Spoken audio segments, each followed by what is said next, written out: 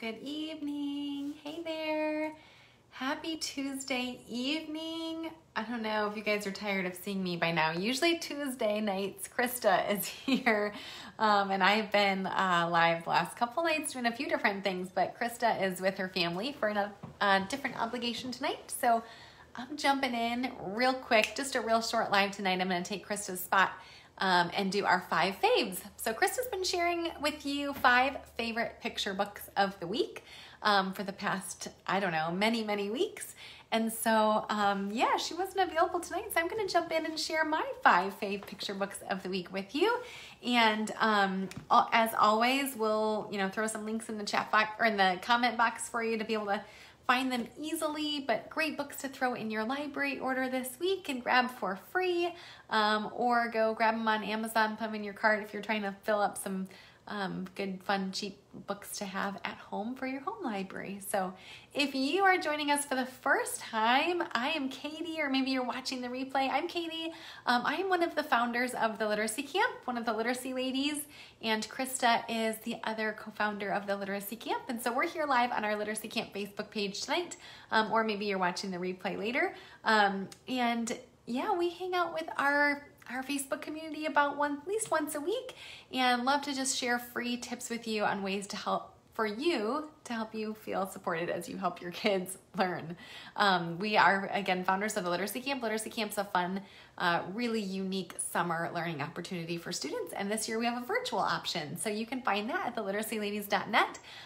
Really fun virtual option of summer camp for your kids this summer. It's pre-recorded, which means it's all done and flexible, so you can use it. It's a 1 week of content, so you can use it in the 1 week format that it's laid out in. We give you a super detailed schedule with links to click on. Everything is really fun and engaging for the kids, and as easy as possible for the parents. That's how we designed it. So you can use it in that 1 week format, or you can use it super flexibly however you want. So go check out Virtual Literacy Camp if you haven't already. And yeah, I'll jump in and get to it and share with you our 5 faves of the week. These ones are not from the library. I do have a library pickup order I'm actually going to go get tomorrow, hopefully with some new books. But these are some like tried and true favorites that are in our house that we have been reading and loving lately. The first one is called The Relatives Came, and it's by Cynthia Rylant. And this is one you can see I always have the little stickers on the ones that used to be in my classroom that we used to share with students often. It's a Caldecott Honor book, so it's a award winner, and just really wonderful book. I think we can used to use this a lot for teaching writing because the language in this book is really good. But I picked it because it's a great summer book because it's about when the relatives came, when your relatives come visit in the summertime.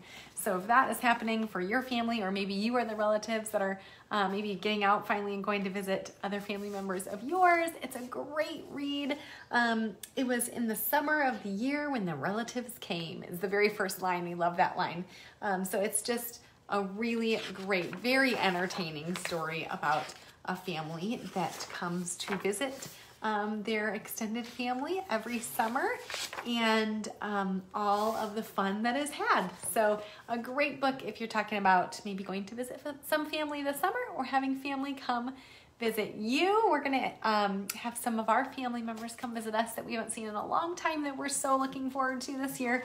So we're going to be reading The Relatives Came before that, and having lots of giggles and using this book to help us look forward to our visit from our relatives. So The Relatives Came by Cynthia Rylant. That one is a classic. You'll definitely want to check that one out. Here's another one that's been in my favorites pile for a long time. It's called The Paperboy, and The Paperboy is by Dave Pilkey. And this one is also a Caldecott Honor book, so a metal book. I didn't do that on purpose with a few of those tonight. But I also used this one to teach writing because it's a great book for noticing a story being told in sequence. So it's a really great book for the beginning, then this happens, then this happens, then this happens, then the end, right? So if you're talking with your kids and they are learning about retelling a story in sequence, this would be a great one for that. It's also just a really beautiful story about a very responsible little boy who is on a paper route every morning. Is that a thing anymore? It's probably not, right? I don't know.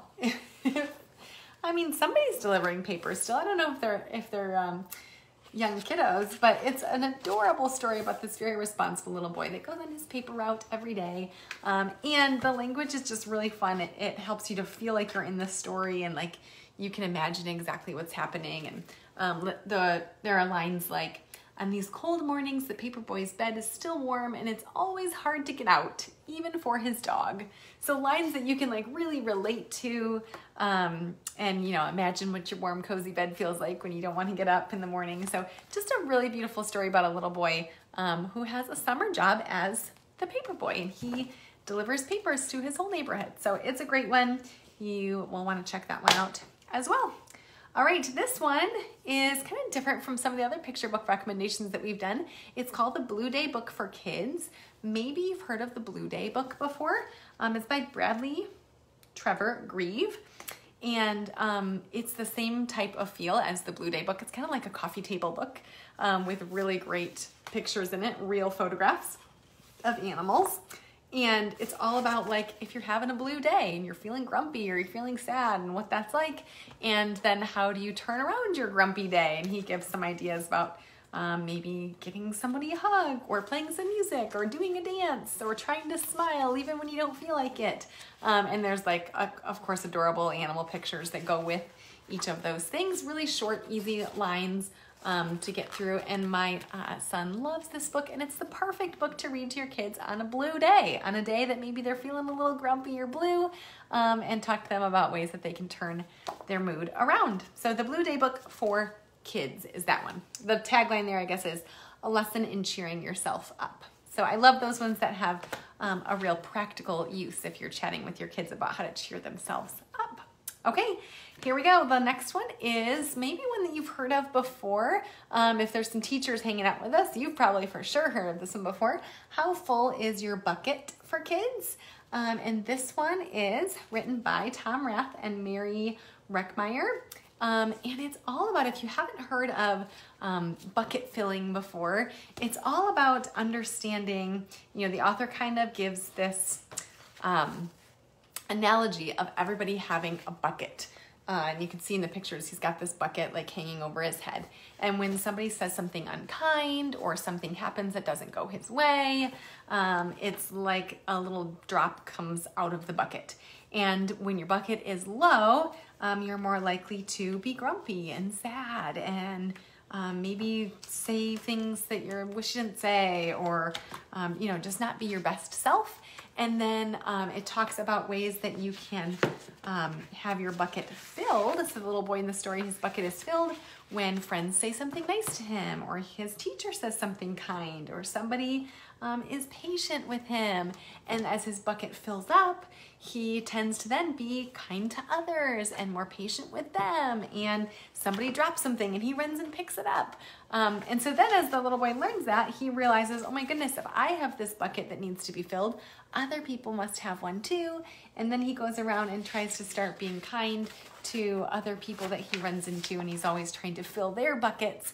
And it's just a great analogy for kids to be able to have this visual for, you know, ways to fill each other's buckets and to feel good and to help others feel good as well. So a great story, especially if you are, you know, trying to squeeze those lessons in before your kids go back to school in the fall, and how to treat others with kindness. So How Full is Your Bucket? Sorry, the light is kind of funky there. And it's by Tom Rath and Mary Reckmeyer. So that's a great one. My last one is a silly one because I have a silly kid. So he likes a lot of silly books, and it's called Mrs. McNosh Hangs Up Her Wash. And it is by Sarah Weeks. So this is just a very silly, cheap, scholastic book. I actually was introduced to it, you guys, literally, I don't know, 15 years ago. My mom was the mystery reader in my kindergarten classroom, and she picked this book out and came and read it to my kindergarten students, and they loved it.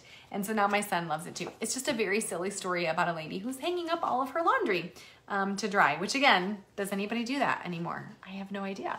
But a fun concept to like share with kids if they've not thought of that before. Maybe people do that. I wish I did. I think it sounds kind of delightful, but I don't know if I would take the time to do that ever.